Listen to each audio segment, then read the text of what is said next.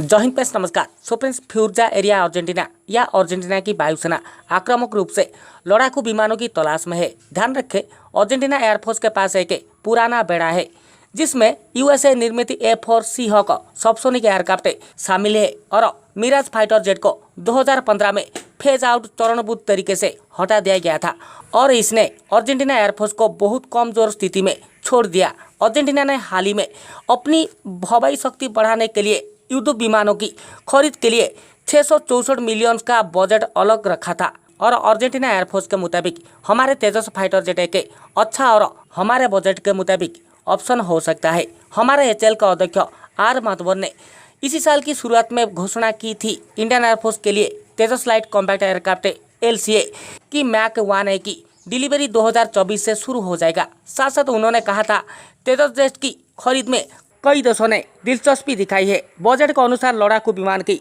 तलाश करने वाले देशों के लिए लाइट कॉम्बैट एयरक्राफ्ट LCA एक बढ़िया ऑप्शन हो सकता है। इसका मार्क 1A वेरिएंट एक active electronically scanner AESA radar beyond visual range missile warfare suite and air to air refuelling system से लेस होगा, जो पहले से ही रॉयल मलेशियन एयरफोर्स RMAF के लिए खड़ा है। और अर्जेंटीना जो खुद के लिए एक मल्टीपर्पज फाइटर की तलाश में है जो निगरानी और हवाई क्षेत्रों की नियंत्रण भूमिकाओं में नियोजित करने के लिए योजना बना रहा है। इसके लिए भारत का स्वदेशी लाइट कॉम्बैट एयरक्राफ्ट LCA तेजस एक वांछनीय विकल्प हो सकता है। जी हाँ, एक बड़ी ऑप्शन हो सकता है। जानकारी के लिए बता दें कि यदि हमारे भारत की तरफ से हमारे HAL की तरफ से तेजस में लगने वाले सारे स्पेयर पार्ट्स कंपोनेंट्स हमारे देश में ही मेक इन इंडिया के तहत हमारे देश में बनाएंगे इंटेलेक्चुअल प्रॉपर्टी के साथ, तो हमारे तेजस को कोई भी देश खरीदने के लिए राजी हो सकता है, क्योंकि यहाँ पर कुछ स्पेयर पार्ट्स कंपोनेंट रहता है जो कि हम विदेशों से खरीदते हैं।